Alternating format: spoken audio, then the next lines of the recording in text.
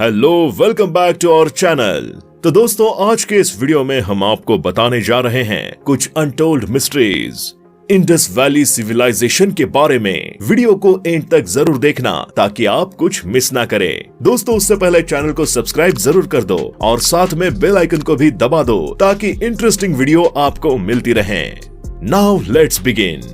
साल 1827 की बात है। जेम्स लुइस नाम का एक ब्रिटिश ईस्ट इंडिया कंपनी में भर्ती हुए। ये सोल्जर एक दिन अपनी कंपनी के कारनामों से तंग होकर चुपके से आर्मी छोड़कर भाग जाते हैं। अंडरकवर रहने के लिए ये अपना नाम तक बदल डालते हैं और वो करने निकल पड़ते हैं जो इनका असली पैशन था, ट्रैवल। 2 साल तक इंडियन सबकॉन्टिनेंट में ट्रैवल करने के बाद साल 1829 में ये पंजाब के रीजन में पहुंचते हैं। यहाँ पर एक अनजान प्राचीन शहर के खंडहर तक पहुँचे। इन्हें कोई आइडिया तक नहीं था कि ये रुइंस कितने पुराने हैं, किसके हैं, लेकिन क्योंकि इन्हें हिस्ट्री का बड़ा शौक था इसलिए ये यहाँ पर डॉक्यूमेंट करने लग जाते हैं कि इन्हें क्या दिखा था। नोट्स लिखते हैं, ड्राइंग्स बनाते हैं। जेम्स लुइस के द्वारा बनाई गई ये ड्राइंग्स आप यहाँ पर तस्वीर में देख सकते हैं। जेम्स लुइस इस बात से बेखबर थे कि उन्होंने एक्चुअली में हड़प्पा सिविलाइजेशन का एक प्राचीन शहर खोज निकाला था। इसके करीब 100 साल बाद 1920 में दुनिया को और जानकारी पता चली इस एशियंट सिविलाइजेशन के बारे में। जॉन मार्शल को ASI का डायरेक्टर अपॉइंट किया गया और इंडियन आर्कियोलॉजिस्ट की मदद से उन्होंने हड़प्पा के इन खंडहरों को सर्वे किया। पता चला कि एक्चुअली में 5000 साल से ज्यादा पुराने हैं। इसी बीच इंडस नदी के किनारे एक और हिस्टोरिकल साइट की खोज हुई जहां पर ढेरों इंसानों की हड्डियां पाई गई और इस जगह को नाम दिया गया मोहेंजोदारो, यानी the mount of the dead. धीरे धीरे और खुदाई करी गई तो और ऐसे ही बहुत से खंडहर मिले और हिस्टोरिकल साइट्स मिली। यहाँ पर पता चला कि इन जगहों में दफन हुआ एक ऐसा सिविलाइजेशन का सबूत है जिसके बारे में कोई कुछ नहीं जानता था। और क्योंकि ये खंडहर इंडस नदी के किनारे पर पाए गए, सिविलाइजेशन को नाम दिया गया इंडस वैली सिविलाइजेशन। आज साल 2022 में हम बहुत सी बातें जानते हैं सिविलाइजेशन के बारे में। स्कूल की किताबों में पढ़ाया भी जाता है, लेकिन 2 चीजें अभी भी एक बहुत बड़ा रहस्य है। पहला, हड़प्पा लोगों की भाषा, जिस लैंग्वेज में लिखते थे, क्या मतलब है इन शब्दों का, कैसे इस राइटिंग को समझा जा सकता है। और दूसरा, इस महान सिविलाइजेशन का अंत कैसे हुआ, क्या हुआ इन लोगों के साथ। आइए जानने की कोशिश करते हैं मानव इतिहास से जुड़े हुए आर्टिकल में। इंडस वैली सिविलाइजेशन कहां से कहां तक थी। इंडस वैली सिविलाइजेशन दोस्तों एक ब्रॉन्ज एज की सिविलाइजेशन थी जो आज के दिन के पाकिस्तान, अफगानिस्तान और नॉर्थ वेस्टर्न इंडिया में लोकेटेड थी। टोटल में अभी तक हमें 1400 से ज्यादा साइट्स मिल चुकी हैं। इनमें से 900 इंडिया में मौजूद हैं। इंडस वैली के बराबर उस जमाने में बहुत कम सिविलाइजेशंस थी जो इतनी पुरानी थी, गिन के 3-4 ही थी।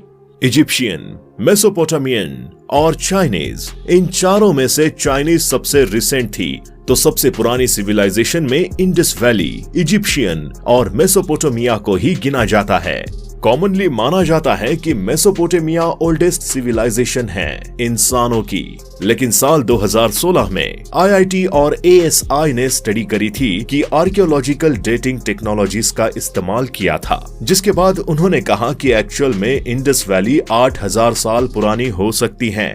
ऐसा एविडेंस पाया गया है कि फार्मिंग सेटलमेंट जो पहले करी गई थी वो 7000 BC में करी गई थी। आज के दिन की हरियाणा स्टेट में ये पाया गया है। उस समय में ज्यादा शहरों की डेवलपमेंट नहीं हुई थी, बस एग्रीकल्चर टूल्स पाए गए थे। पॉटरी होती हुई देखी गई थी। तो 7000 BC से 5500 BC तक का जो समय है इसे प्री हड़प्पा फेज बुलाया जाता है। आर्कियोलॉजिस्ट का कहना है कि अर्बनाइजेशन की शुरुआत सिर्फ 5500 BC के बाद से हुई थी, जब पब्लिक बिल्डिंग्स बनाई गई और ट्रेड रूट्स बनाए गए। 2600 BC तक इनकी सिविलाइजेशन इतनी एडवांस हो चुकी थी कि इनके शहरों में मल्टी स्टोरेड घर बने हुए थे ईंटों के। जिन ईंटों का इस्तेमाल करके घर बनाते थे उनकी स्टैंडर्डाइज्ड मेजरमेंट होती थी। एक ही साइज की ईंटें होती थी। हर घर के अंदर टॉयलेट होता था, नहाने की जगह होती थी, ड्रेनेज सिस्टम होता था जहां से ड्रेन बाहर निकल सके। सड़कों पर ढंग की नालियां होती थी। पैदल चलने वाले साइड में पेड़ लगाए जाते थे, पब्लिक कुएं होते थे जहां से हर कोई पानी पी सके, डस्टबिन्स बनाए जाते थे जहां पर लोग कूड़ा फेंक सकें। अर्बन प्लानिंग के मामले में इनके शहर शायद आज के किसी भी इंडियन शहर से बेहतर होते थे, लेकिन फिर भी हम इनके बारे में और गहराई से समझ नहीं सकते क्योंकि हम इनकी लैंग्वेज नहीं जानते। दोस्तों, वीडियो में ऐसे ही बने रहे क्योंकि आगे हम बहुत सारे मिस्ट्रीज का खुलासा करने जा रहे हैं। अब सवाल आता है कि हम क्यों नहीं पढ़ पाए हैं हड़प्पा की शिलालेखों को।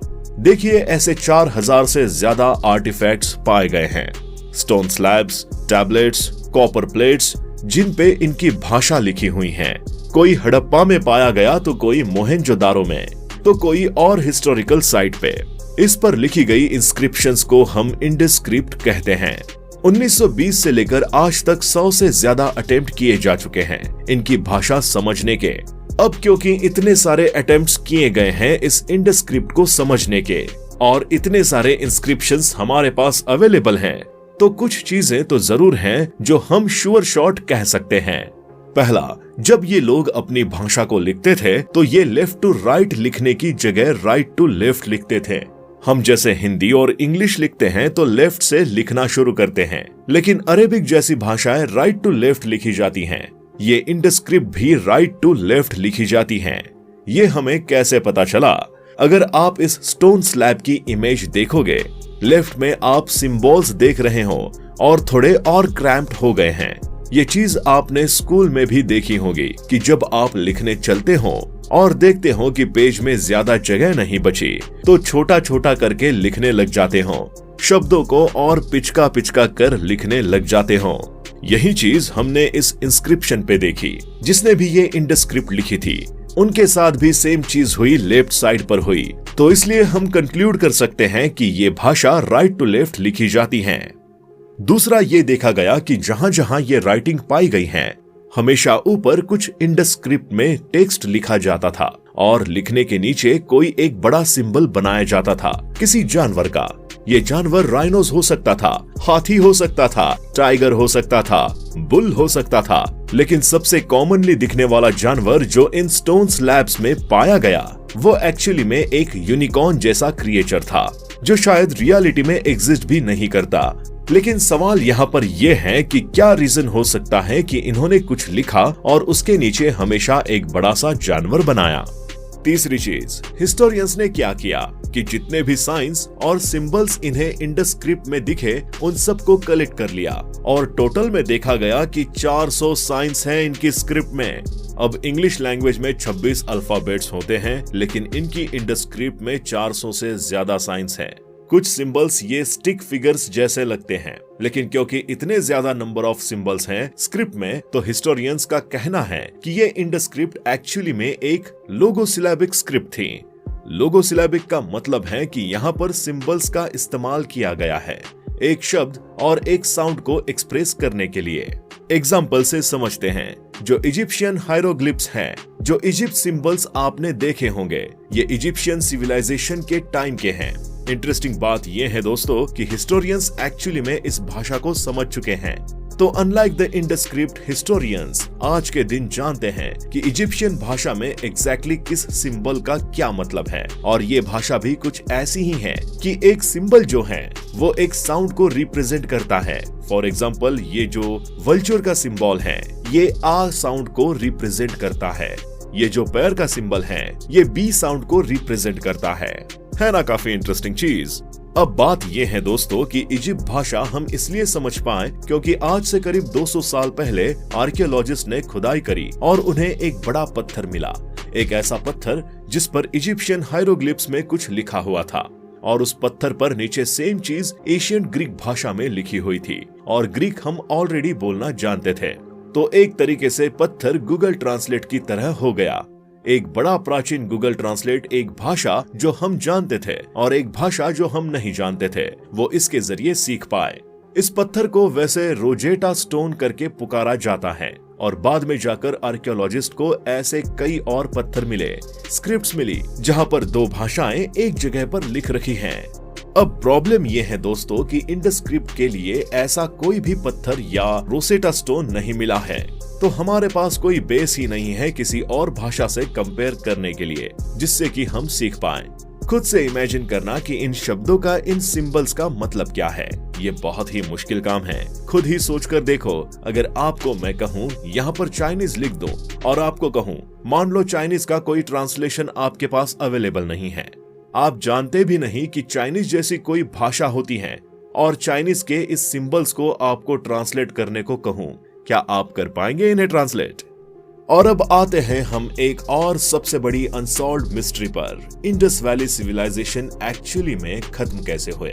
आर्कियोलॉजिकल रिकॉर्ड्स हमें बताते हैं कि 1900 बीसी और 1300 बीसी के बीच में अचानक से रैपिड डिक्लाइन देखने को मिला इस सिविलाइजेशन में। इस समय के बाद से शहरों की प्लानिंग बिल्कुल खत्म हो गई।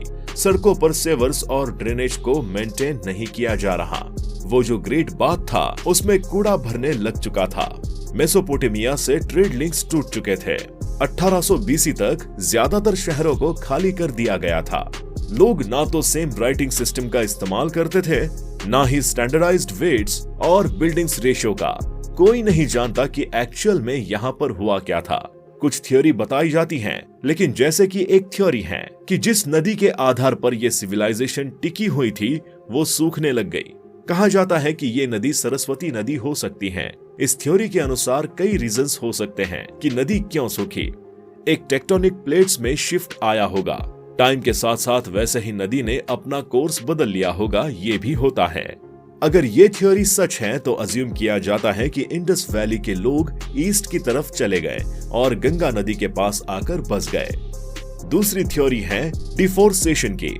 यहाँ रहने वाले लोगों ने इतना पेड़ों को काटा, इतना जंगल को खत्म कर दिया अपनी ईंटें बनाने के लिए और अपनी गाय भैंसों को चारा खिलाने के लिए घास खत्म कर दी। यहाँ से ग्रीनरी खत्म हो गई, जिसकी वजह से ये एरिया अनहैबिटेबल बन गया। तीसरी थ्योरी कहती है कि कोई भयानक बीमारी आई हो सकती है जिसने पॉपुलेशन को पूरी तरीके से वाइप आउट करके रख दिया, जैसे कि मलेरिया या कॉलेरा। और ऐसी चीज होना एक्चुअल में काफी आम बात है। महामारी के कारण तो हजारों साल के बीच में पूरी की पूरी सिविलाइजेशंस खत्म हो जाती थी। उसकी वजह से ऐसी बहुत सी बीमारियां हो सकती हैं जिन्होंने 70 से 80% पॉपुलेशन को खत्म करके रख दिया। अब इनमें से कारण कोई भी हो, एक चीज जरूर आज के दिन हम जानते हैं कि 600 बीसी के बाद ये सिविलाइजेशन कंप्लीटली खत्म हो गई। एक ऐसी सभ्यता जो हजारों सालों के लिए रही थी। लिटरली सोचकर देखिए, कम से कम 5000 साल तक ये सिविलाइजेशन टिकी रही थी। इतने लंबे समय तक तो हमारी आज की सिविलाइजेशन भी नहीं टिकी हुई है। 5000 साल टिके रहने के बाद इसका दी एंड हो गया और इन अनोखे लोगों को हमने हमेशा के लिए खो दिया। टाइम के साथ साथ ये सेटलमेंट्स जमीन में दफन हो गए और इनके ऊपर नए शहर बने, नई सिविलाइजेशन निकल कर आए। और ऐसे ही हजारों सालों बाद जाकर जेम्स लुइस ने इस इंडस वैली सिविलाइजेशन की दोबारा से खोज की। दोस्तों, आज के इस वीडियो में बस इतना ही। जल्दी लौटेंगे बेहद ही इंटरेस्टिंग वीडियो के साथ। तब तक के लिए वीडियो को लाइक करें, चैनल को जरूर सब्सक्राइब करें, साथ ही साथ बेल आइकन को भी प्रेस कर दें ताकि आप कुछ मिस ना करें। और हाँ, हमें कमेंट करके जरूर बताएं कि आपको आज की वीडियो कैसी लगी।